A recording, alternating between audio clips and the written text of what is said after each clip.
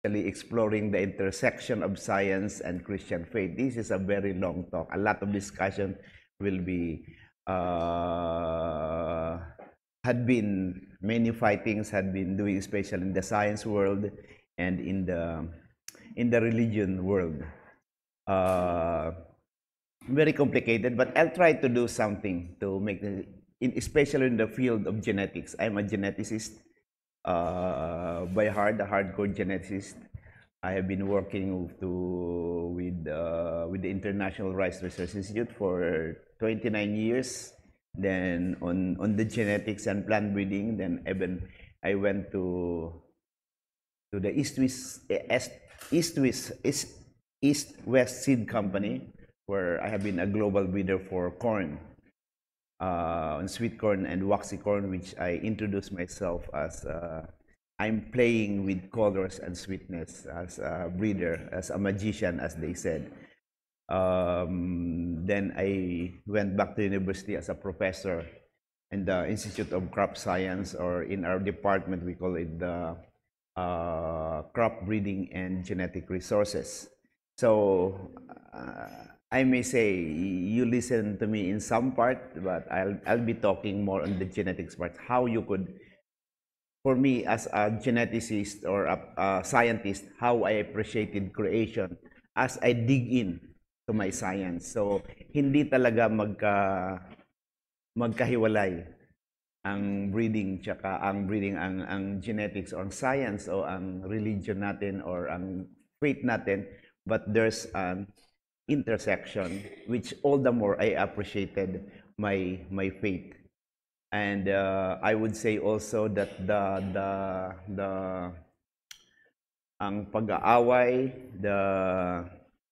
especially the conflict begins or started when you oversimplify it, or you overextend the science or overextend your interpretation of beyond sa biblical. I do nagkakagulo. Sometimes we oversimplify.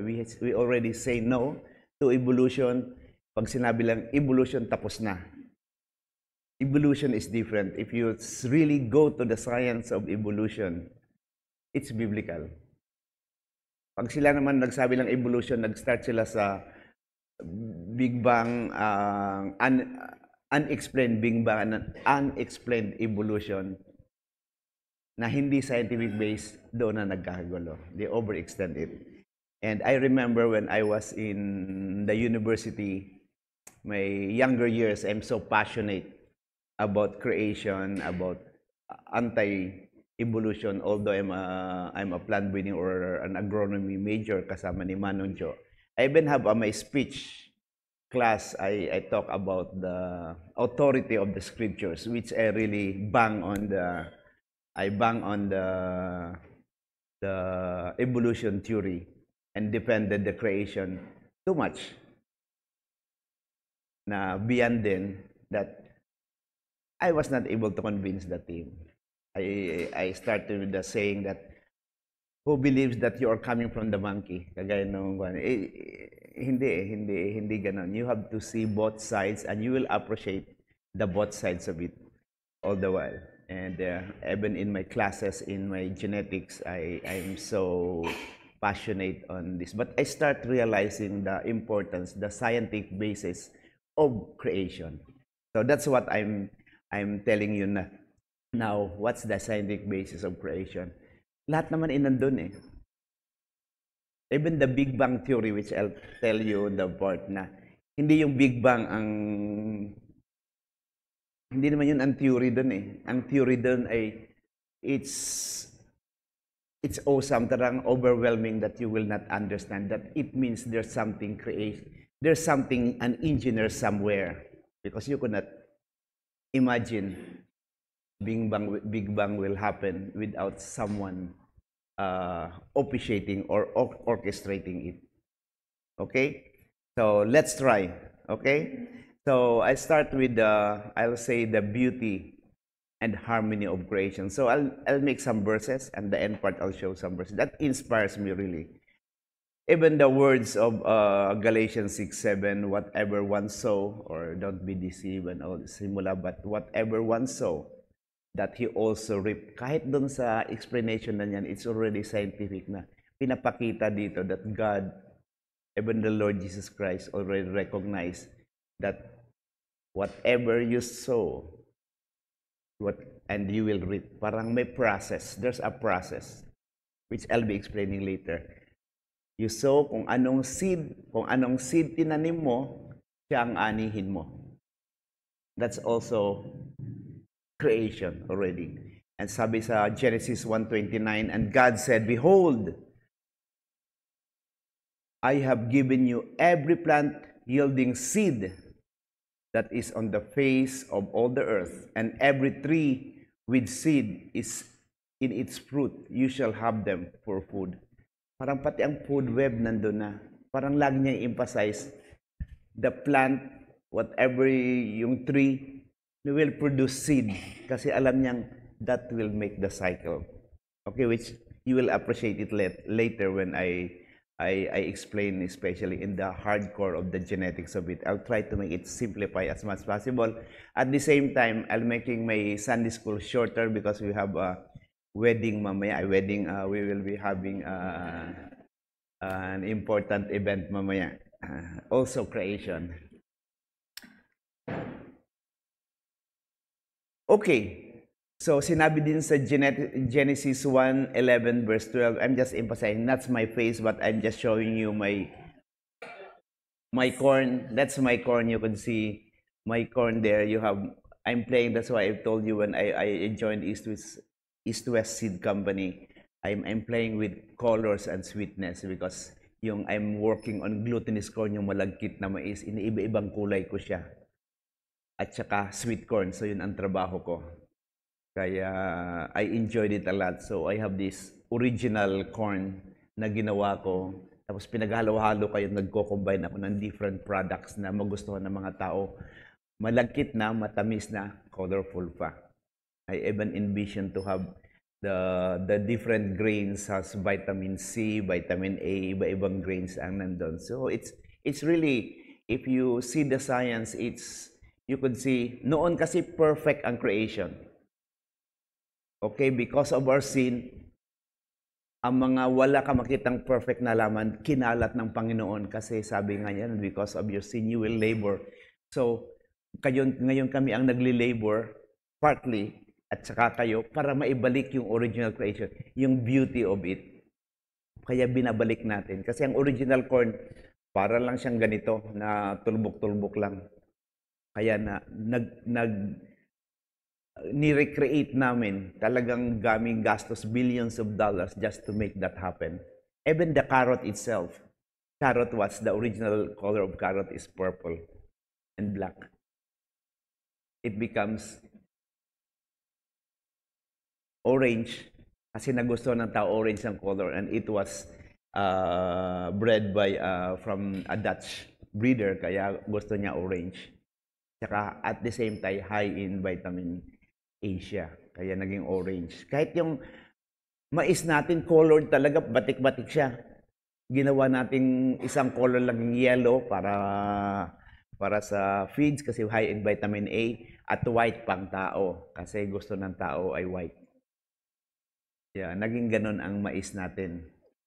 And everything started that way. So it's really, you can see that colors. And now we are going back. Gusto natin, babalik tayo sa batik-batik ulit na cute siya. Naku-cutean sila. Iyan ang original eh.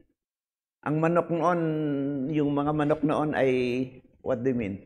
Mga native chicken yon. Naku-cutean tayo nun, pero noon cute naman sila kasi white leghorn, puro white ang mga manok natin. Naging para common na lang siya.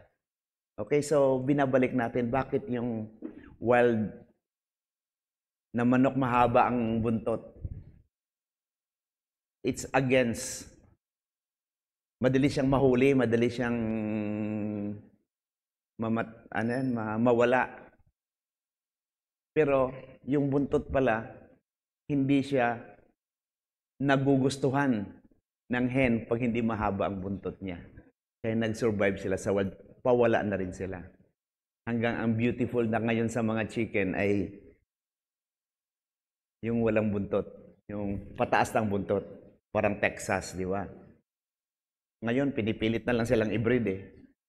Ngayon, papakainin mo lang sila ng layering mask, mangingitlog na sila. So, ginawa nating iba siya. So, those are the rules of the game.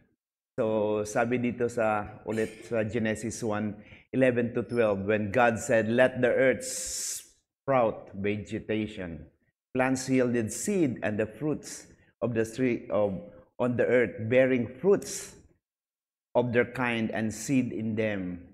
And it was so. Parang balik ulit yung seed. Parang process pinapakita yung seed. May fruit pa siyang ginamit doon. Bakit ang fruit? Bakit may fruit? Ang fruit is a ripened ovary. Ang seed is the ripened ovule. Nakatago siya. May meaning pala yun. Bakit matamis? Bakit attractive dapat ang fruits? Para kainin siya ng mga ibon o anong halaman para ma-disseminate siya. Saka yung fruit, kakainin sila, ang seed kasama dun kasi ang seed hindi siya mag-grow by itself. Kailangan niyang ma-ferment muna. Ma-dry. Kung tayo na i-dry natin. Kung kainin nila, may acid doon, ma-activate siya, mawawala ang dormancy niya, kaya tutubo siya. Kaya kinakain ng ibon. Kung hindi siya gusto ng ibon, hindi siya ganun noon kasi hindi ganun katamis ang mga prutas. Tayo naman, ang tao naman, ang gusto ay malalaki na pulang-pula, na masarap. Kaya tayo nang yung nagdi-disseminate sa kanya para for them to survive. So nakita yung beauty. And we need also to have a flower para ma-attract naman yung mga pollinators para ma-pollinate siya. Or else wala siyang ma-pollinate. Or else wind lang ang kailangan. Kung hindi windy. Kaya ang flowers, paganda ng paganda ang flowers para maging attract ang mga bubuyog.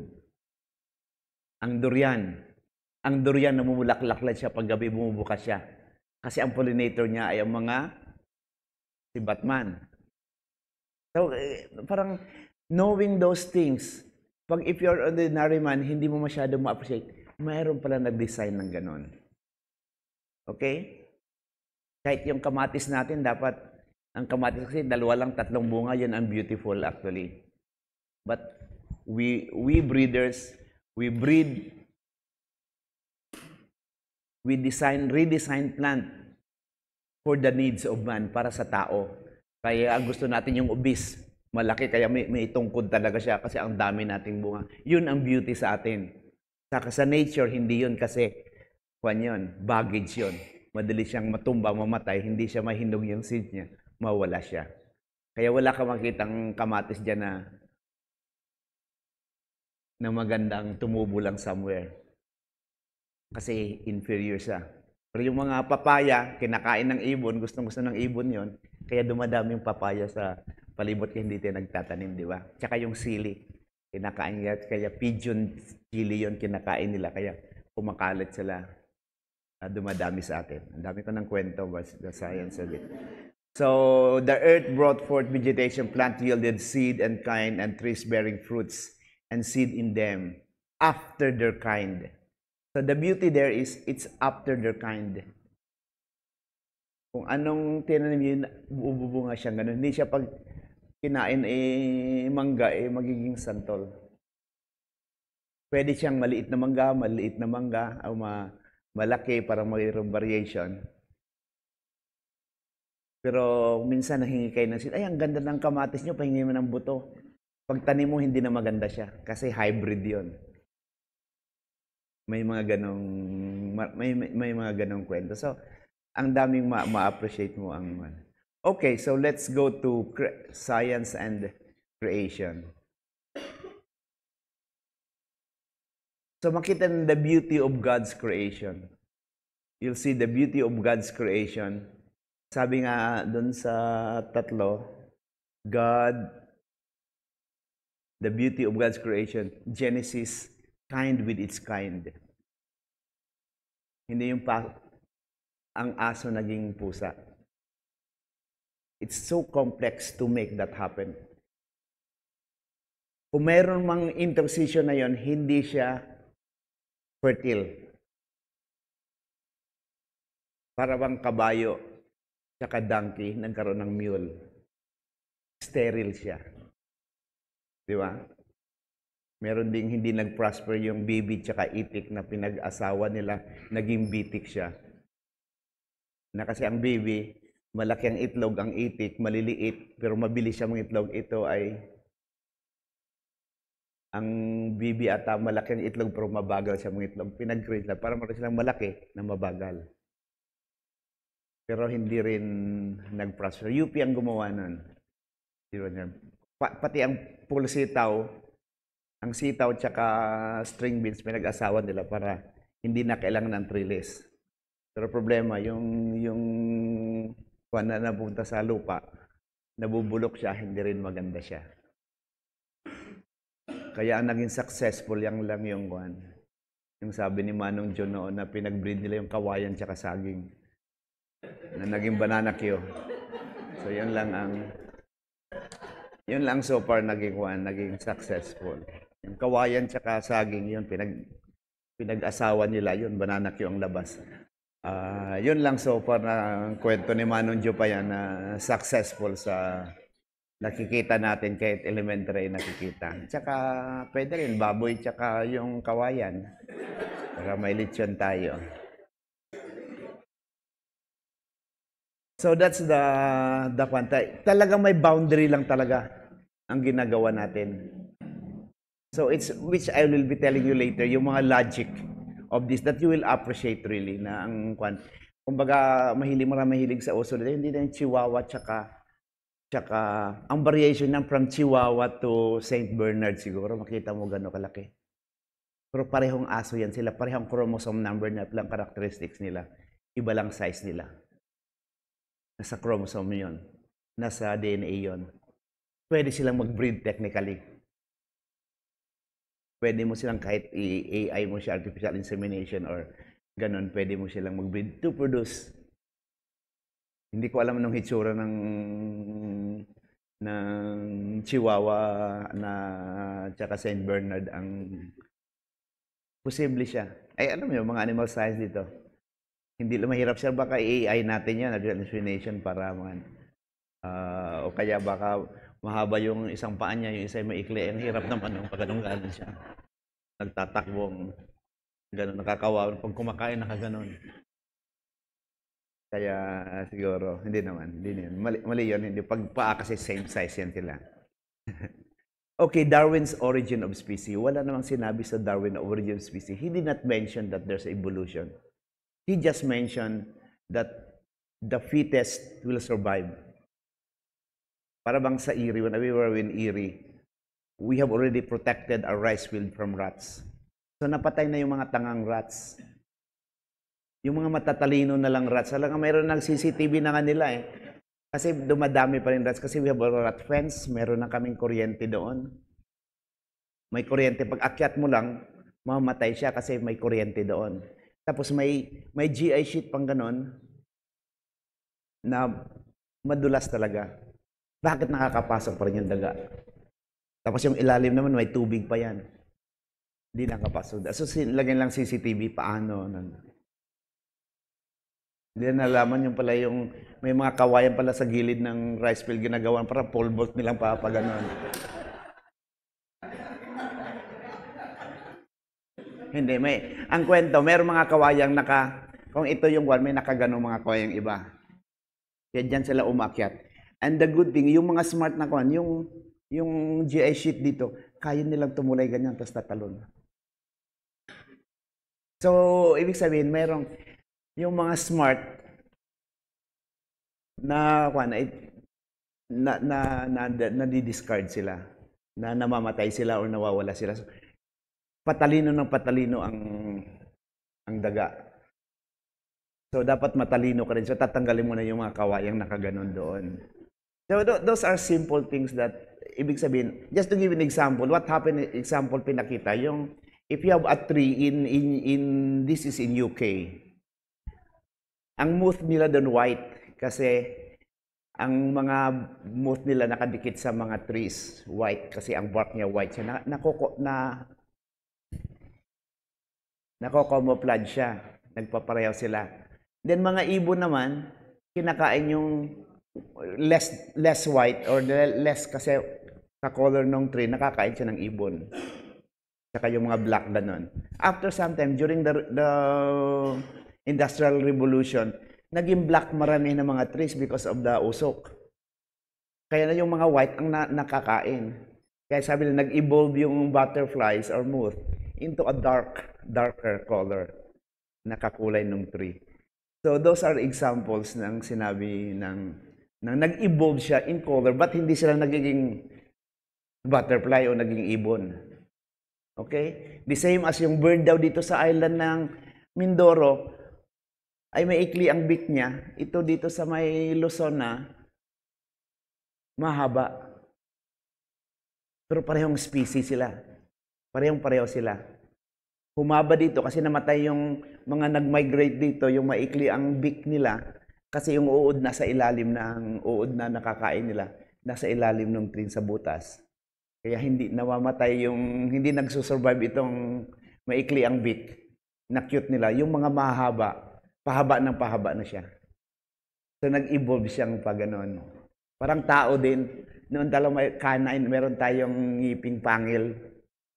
Pero nawala yun kasi noon kasi nakipaghabulan tayo ng mga tigre para kainin sila. Or hunting time, we eat fresh siguro ganon. Then ngayon, palambot ang gusto nating kinakain. Gusto natin halos ilagay mo na lang, higa ka na lang para siya na rin yung tutulog sa kuwan natin. So that's how evolution come in. So beauty, when I read the whole book of the origin of species, doon ko lang na-appreciate siya. Nandun yung logic, paano nag-change. But he did not mention ang pusa naging aso, ang aso naging pusa, or ang microbes na gano'n.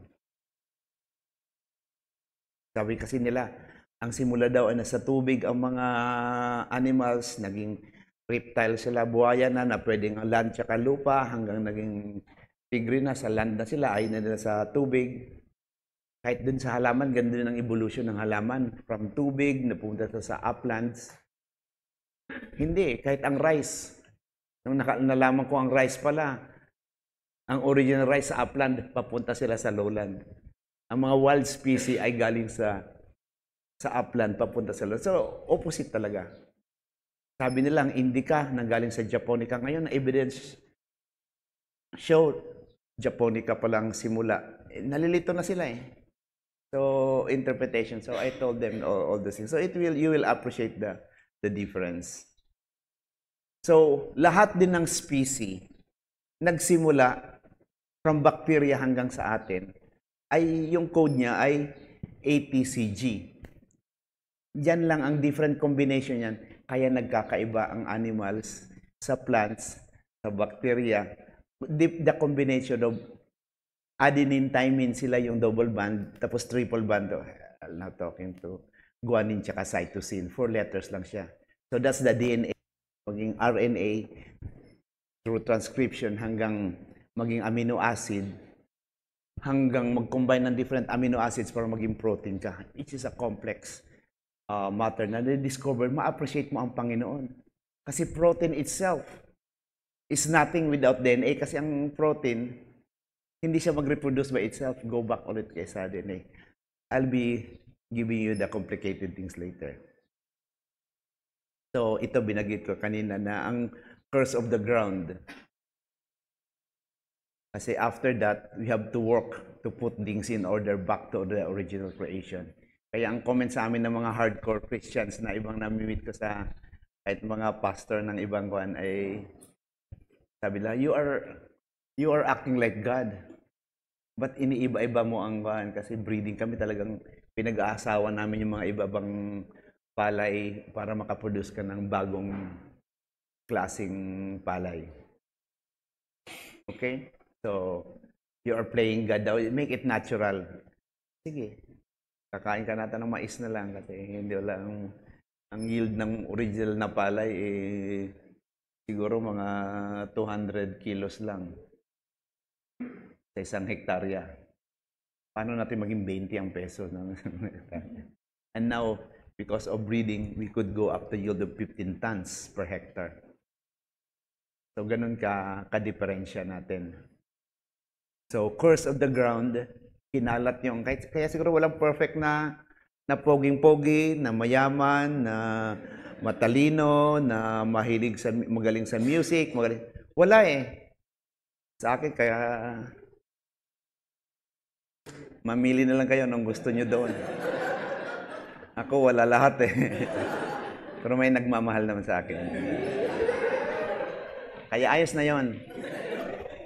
Kaya kita mo lang, matalino, maganda, magaling sa music, magaling mag-painting, sobra na pangwan yun. Kaya after sa Adam and Eve, talagang kinalat yun. Kaya binabalik natin. Kaya pinilit nga there's a man who to make man perfect, si Hitler.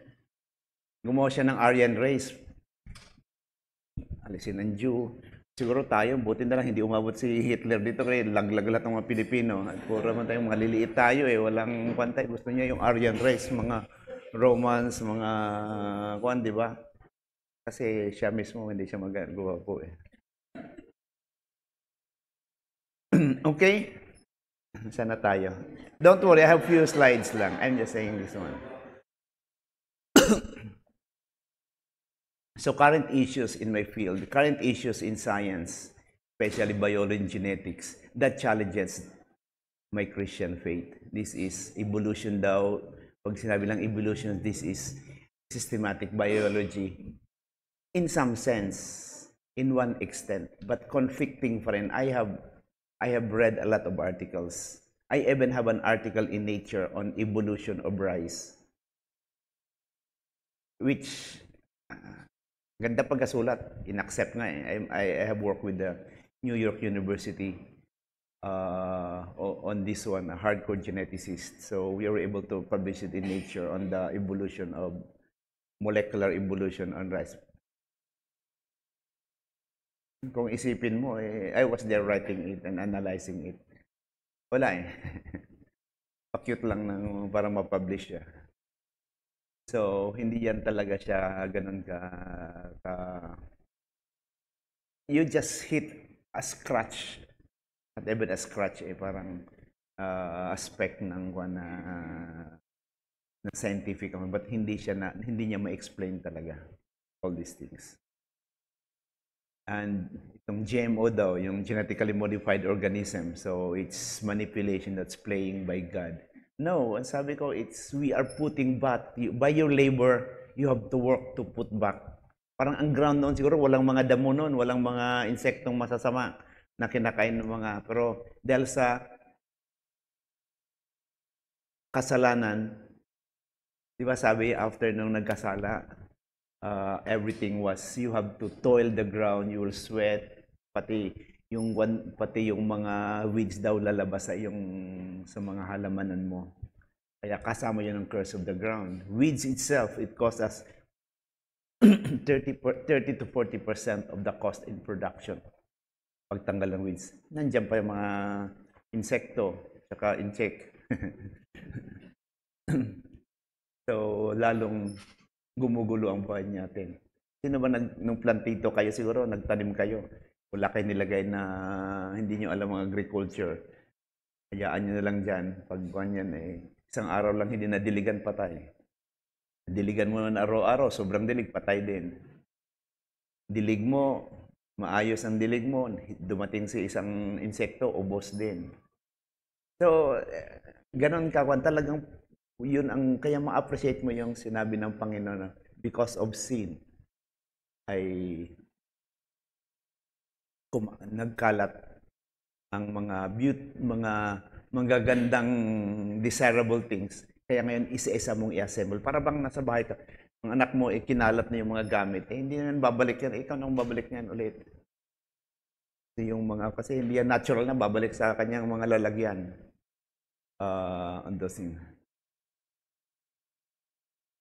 So, geneticist daw, especially, and you believe, parang sinasabi lang, geneticist ka, tapos naniniwala ka hindi ka niwala sa evolution, parang hindi nila wala. Yung ibang, but the real scientists, they understand.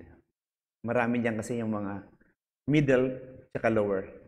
Kasi very passionate pa sila. Ito lang tama. at tayo din mga Kristiyanong younger or passionate din tayo, ito lang ang tama. So, may conflict ngayon. But technically, if you look at it, it's beautiful. There's an intersection from science to physics and everything. Okay, genetics. Ayaw ng anak ko ipapakita to eh. Pag sinabi mo ng genetics, genetics is the study of variability. Anong nagkakaiba? Ba't iba-iba ang mukha na tayo? I'm looking at you, iba-iba. May buhok, may iba wala, may iba kwan. Walang buhok, guwapo naman, ayos lang. It's the study of variation. Kahit mga anak, pareho naman kami ni Myla. Ang mga anak mo, iba-iba pa rin mukha. May mutant pang isa dyan sa gitna. Parang ugali din, akala mo. Mabait naman ang mama ko, mabait naman ang papa ko. Ang anak. Minsan naman, talagang balasubas pareho. Ang babait naman ng anak. Hindi mo ma-predict eh. It's always saying, it's always the phenotype. Ang tao ay combination ng genotype, ang genes niya, at saka yung kanyang environment, saan siya lumaki o ano ang mga experience niya. At saka, ang komplikado nito, may genotype by environment interaction. Ang kulit, ang hirap iintindihin. Di ba? Okay, so the genetics is the study o bakit nagkaiba-iba sila at ano ang naipapasa sa next generation. Pagka wala ng buhok, mataas yung probability papasa yung next generation. Kaya buboy, mag-ingat. I-enjoy. I-enjoy mo na. Ganyan ako noon. Long hair ako noon. Nakita ko ni Jean ng long hair. Guwapo. Hindi rin naman guwapo. Pareho din naman eh. Pangit pa rin ano. Wala na lang. So those are example of my kids. Ayaw nilang makita. Okay. So Jebrel. So let's go back to the chromosome. Alam nyo ba, ang single cell ng human, yung cell lang yon, we have billions of cells, okay? Isang cell lang ng tao, meron tayong, sa isang cell, may isang part doon, meron tayong mga cytoplasm, meron tayong daming organelles dyan. Sa nucleus doon, merong maliit na bagay dyan, yung nasa gitna, yung nucleus. At nandyan ang DNA natin. Yun ang code natin, okay? At yung DNA natin, pag idudugtong-dugtong mo yun sa isang cell, ay mga 1.5 to 2 meters siya. Parang ganito kataas. Pag dinugtong-dugtong natin, yung information natin, ito yung database natin. Bakit tayo ito? Billions of base pairs yan. Pinagdugtong ng ganyan kataas. Sa isang tao, pag dinugtong-dugtong mo ang DNA natin, deoxyribonucleic acid. Ayoko na i-explain lahat. Aabot ng gano kahaba? 16 billion miles. Isang tao pa lang yan ha. Sa akin pa lang yan, 16 billion miles. Anong ibig sabihin nito? Pwede ka ng 16 billion miles, pwede ka pumunta sa Pluto at bumalik. At kung i-wrap mo sa buong mundo, 400,000 times mong iikot siya sa buong mundo. Parang ganun pa lang, you'll be amazed. Ilang Glenn, ilan tayo. Pero hindi mo makikita yun kasi very invisible. So ganun ka. Iyon ang information ko. Nag-code yan A, T, C, G. Nag-code yan every combination. Sa computer nga, 0101 lang, di ba? Ang ganda, amazing, nakaka-AI na sila. Sa atin, 4 na combination. Tapos, pag translate mo pa yan sa transcription, naging 4 ulit, umiba lang yung cytos. Ang timing, naging uracil. Lalong hindi mo na maintindihan anong ginagawa. So, ganun ang beauty. So, ganun pa lang. You'll be amazed. You will be saying na, wow, what's the probability? What's now the probability na magkaroon ng... In 1953, there's a... Alam to ni Esther. There's a graduate student Nagpi-PhD siya sa University of Chicago. So ito si Stanley Miller at saka yung supervisor nila na gusto niya i-create. Kumuha siya ng tubig sa dagat. Tsaka counting tubig, nilagyan niya niyang hydrogen, nilagyan niya ng nitrogen sulfide, nilagyan niya ng oxygen. Yung basic, yung primordial times daw, yun daw unang creation. Nilagay niya nga, shinake niya, tapos nilagyan ng lightning kaunti, light. After a few days, medyo nag-cloudy siya. Sabi niya, ito na yun, ito yung nag-start ng life. Inanalyze nila, medyo nag-green, pero dahil sa light lang yung sa chemical, sabi nila, ito yung sigurong ginawa ng Panginoon para nag-start ang life. Nung inanalyze na, wala din. After almost 1 century ngayon, hindi pa rin na-discover paano nangyari yan. Kasi, having DNA, i-transcribe mo maging RNA maging amino acid maging protein. Pag successful yung protein, dapat, ang protein ay hindi siya mag-produce ng protein by itself. It has to go back dito. Kaya sabi ko, fruit from itself. Para makakuha ng fruit, pag nakain mo, hindi mo na yung mapatawbo pag nakain mo na. You have to go back to RNA. So, the probability of doing that is also very impossible. And the probability na it will produce by itself. Para bang, just imagine, I'm simplifying now, but mas complex pa dito. Para kayong bumili ng ingredients sa kitchen niya. You buy flour na ngayon eh. You buy eggs, you buy kwan. Parang random lang siya na nag-bake siya ng cake, na nag-oven siya, na lumuwas ay banana cake ang binigay sa iyo. Anong probability? Mangyari kayong sabi ng anak mo, Mama, nilagay ko lang yung flour tsaka ko, sa cabinet niya, nasa ref yung itlog ko na ganyan.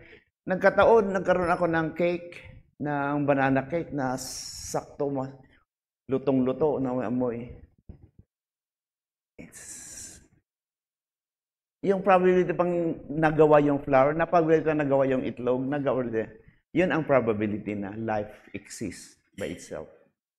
Para bang may binigyan mo lang alphabet A to Z yan, nilagay mo ang alphabets dyan, protein yan, tapos makaproduce siya ng libro, 40 pages book, na may story, na may author. Imposible kasi A to Z lang yan, dapat mag-replicate pa siya. Pag-produce pa lang niya, it's really statistically, minor ko pala statistics, it's statistically impossible. Okay? It's equivalent to 1 times 10, 1 over 1 times 10 to the power of 260. 260 na zero. So it's equivalent to the number of atoms in the universe yon, ng probability. Kaya hindi mo ma-imagine, you will all the more appreciate. There must be, in the beginning, hindi nitrogen and oxygen lang ang nandun. It should be, there's an intelligent, there's a designer. That's the only explanations na nakita natin dito. Sinasabi lang, based sa spark daw, may microwave silang nakitang ganon. Tapos in-estimate nila, kaya ang world daw ay 13.7 billion years. Okay? So those are the napansa. Designed and order must have been intelligence. Dapat merong engineer yan. Merong engineer siguro yan. Yung laging classic na binibigyan ng pastor natin na may nakita ang book. Book A. Mukhang kamukha ng book B. Parang kumapalak siya. Yung explanation nila, ang book B galing sa book A. No, baka isang author lang sila. So may designer. Bakit yung bahay nito kamukha ng bahay, yung engineer kamukha ng bahay na ito, yung building na ito kamukha ng building na yun. Hindi mo masabi, itong building nito galing dito. May engineer, isa ang nag-design. Bakit si monkey, bakit si animal, bakit si kahit ang halaman, ba't parehong ACTG siya? O ATCG.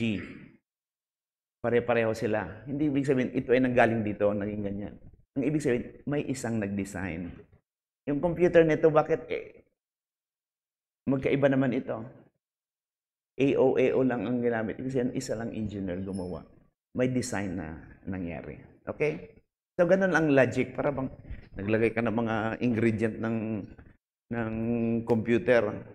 Mayroong kwan doon, may plastic, may counting gold para may kwan, tapos nilagay sa drum. Kinalog mo ng kinalog. Ang paglabas ay, computer.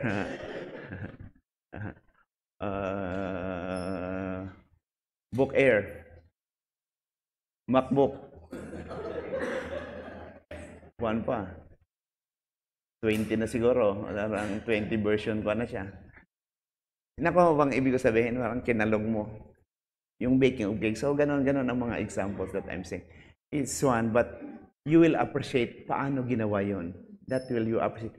Nakita lang natin, siguro nakita lang, ay, yung keyboard, yung part ng keyboard, nakita natin medyo puti ang kulay. Then, na-appreciate natin yon. You will appreciate the creation. You are just looking at. Sa tao pa lang, tingnan mo lang yung mata. Gaano ka-intricate ginawa ang mata. That happen. Masyadong passionate, balik tayo and just siguro I'll having a series on this one. So this is what I tell you about the plasc, yung DNA, RNA transfer. Protein itself is good, but protein is a combination of different amino acids. Ang amino acids, baliwala yan kung hindi siya maging protein. Dapat correct ang sequence niya. So parang isang protein lang, halimbawa collagen o kaya hemoglobin. Para correct ang sequence niya, hindi siya maging hemoglobin. Anong probability? Palang may slot machine kang 1,000 base pair na. Pag ganun mong, slot, pare-pareho. Sabay-sabay, isa pa lang, ang laki ng premyo, hindi, anong probability yun? Ito pa you have 200 slot machine na pag ganun mo, sabay-sabay sila pareho ang lalabas yan. Hindi mo na ako sugarol. Sino ba sugarol dito? Okay? So I'm just telling you that. So ito yung combination ng mas complex sa computer ang ng tao. Okay. So attempting to explore the intersection of science and creation. So science exploration can deepen. If we explore, can deepen our appreciation of God's creation while strengthening our faith. So, nandun yung importance of curiosity. You have to be curious. To be a scientist, to be sa inyo. Curious kayo. Tingnan nyo. Hindi kayo curious. Kasi lalo nyo ma-appreciate. Okay? The value of curiosity in science and faith. And dun yung mga bata, dapat nandiyon. Kaya minsan tayong bata, binabaklas natin yung radyo noon. Hindi natin may balik. May iba naman na ibabalik nila. Pero that's the part ng curiosity. Science who were devoted Christians and now their faiths influence their works. Si Sir Isaac Newton, sa mathematics, sa chemistry, sa physics, siya yung nagwa ng scope, nagwa ng gravity. Lalo niyang na-appreciate ang kwa ng Panginoon. Imagine ang gravity natin, iba. Nagpo-float tayo, paano tayo? Hirap na hirap mag-igib ng tubig kung nagpo-float tayo. So yung work niya sa physics tsaka dami niyang, itong latest na isang kwan ay si Francis Collins. Ito siya yung director ng Human Genome Project. He's a Christian. Pero marami sa mga kanya, hardcore geneticists ay hindi Kristiyano, but you have to be proud Christian itong gumawa ng human genetics, Human Genome Project, which is the very hot subject in the world now. Okay. Napahaba at ang mga discussion ko. I have to make it short. Pero i-series na lang natin iba dito. So, to make you. Ayos lang ba sa inyo? To make you. So, I have about God's revelation. Siguro, I'll be going to details of this. Nature as God's revelation. Nandiyan sa Psalms, nandiyan sa Proverbs. Psalms, nandiyan sa Romans. Pinapabasa ko sana to pero hindi na. But you have to take it. Job, sa Matthew. So, from Old Testament to the New Testament, iba pa yung binasa natin. So in short, scientific discoveries deepens our understanding of God's creation. May sino ba nakatanong ko? Yung pumunta sa moon, sila, anong nakita mo? Anong reaction mo nung nandun ka na sa moon? Sabi niya, nakita doon niya yung earth na ganun kalaki. na nakita niya ang creation ng Panginoon, na-appreciate niya all the more the creation. Hindi siya nag-explain ng mga experience niya doon, ito yung maputik bala doon, ano ba yung bato doon, but nakita daw niya, he is amazed na i-worship niya ulit ang Panginoon, na-praise niya ang Panginoon sa creation yung ginawa sa earth. Ganun kalaki. Kasi sa moon, ang liit lang natin na moon, akala santo lang siya mga bata. Pero kung nandun ka sa moon, makita mong earth, talagang parang nandun na sa mukha mo ang ng earth. So, yun ang sabi ko. Then, ito yung mga, I'll be going to the details later, or hindi na siguro, scientific discoveries deepens our understanding of God's creation. From the theory of evolution, yung kay Darwin. So, these are the, makita natin ng interconnectiveness and diversification of life form on Earth. Appreciated the complexity and the beauty of God's creation. Kahit yung initial ko ng Big Bang Theory, hindi ito TV series, aligns with the concept of God as the ultimate creator and sustainer of the universe. Yun ang gist, highlight doon. Kahit yung discovery of cosmology and astrophysics, hindi to cosmetology, cosmology. So, itong mga discoveries na to is the showcase gaano ka powerful ang God's creation. At kahit yung field natin ng neuroscience, yung the study, the unique working of the brain and its impact to the thoughts, emotion, and consciousness, this deepens our understanding that brains help us marvel us at the incredible complexity and designs of God's creation. Okay? So, I think that's my last slide, just to give you an idea. So, ang dami nating pwedeng pag-usapan. Siguro I'll give the floor kung may mga tanong kayong crazy question. You could ask some questions na kaya kong sagutin. To appreciate. So, kayong mga young Christians, don't be afraid to be a scientist. At you, all the more, you will be, makikita mo kahit as simple things, makita mo lang ang chair, ma-appreciate mo ang Panginoon. Makita mo, kahit yung ChatGPT, AI ginagamit noon, makita mo yung, that's only the start. Parang nadidiscover lang natin ang intelligence ng Panginoon.